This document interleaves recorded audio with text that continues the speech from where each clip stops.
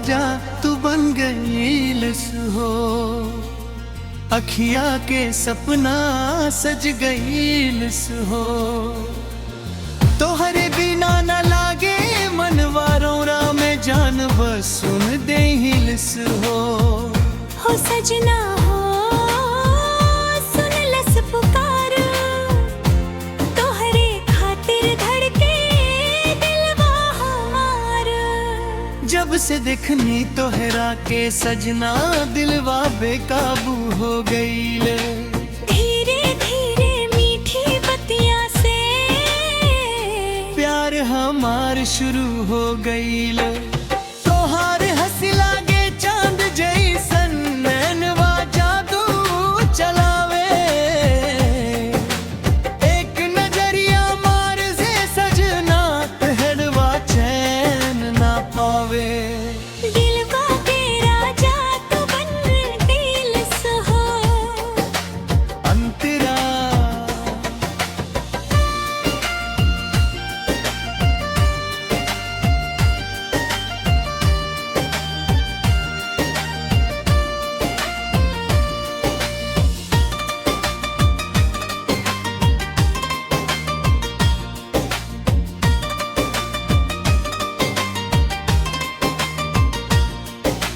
गाँव के गली में घूमत रहनी तोहरे सपना सजावत। रात भर जागे अखिया मोरी तोहरे याद में रोवत। पायलिया के छन छन आवाज दिलवा के धड़कावेला। तोहरे नाम सुनते ही सजना चेहरा मुस्कावेला। दिलवा के राजा तू बन गई लिस हो अंतरा।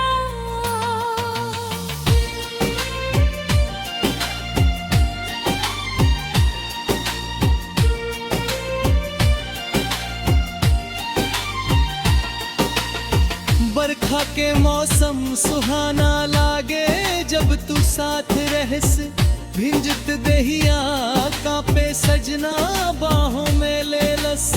रिमझिम पानी ठंडी हवैया प्यार के गीत सुनावे। तोरे संग बितल हर पलवा दिलवा याद दिलावे। दिलवा के राजा तू बन गई लिस हो अंतरा।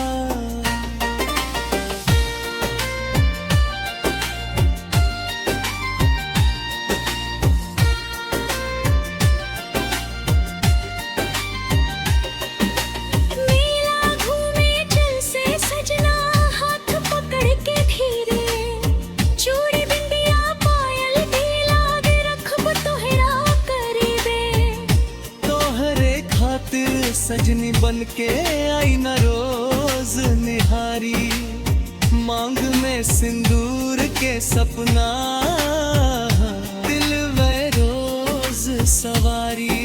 दिलवा के राजा तू बन गई हो अंतरा।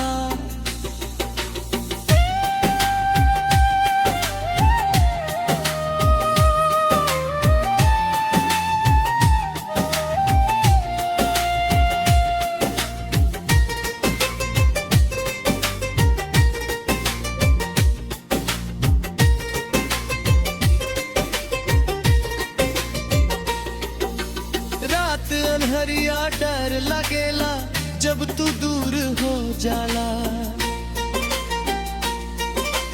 चांद के देख के सजना दिलवा रोवे लागेला। सपना में तू रोज आवस प्यार भरी बात सुनावस।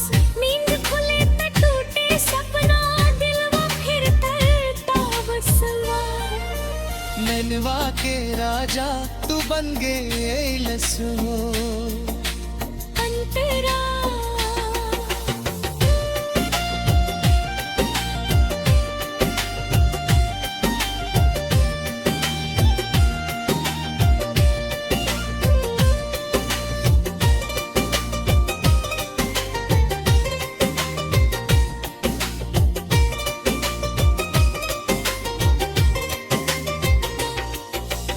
मंदिर में जाके मांगल दुआवा रहे सलामत प्यार। 7 जन्म तक साथ निभे ना टूटे ई संसार। सुख दुख में साथ रहम ई वादा आज करवा। दुनिया चाहे लाख रोके तोहरे से प्यार करब। दिलवा के राजा तू बन गईल सो अंतरा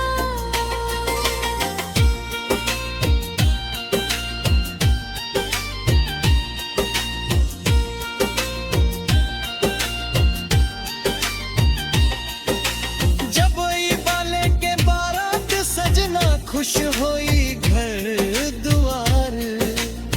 ढोल नगाड़ा बाजी चारों ओर सज जाई संसार। तोहरे संग गुनगुनाइब प्यार भराई तराना।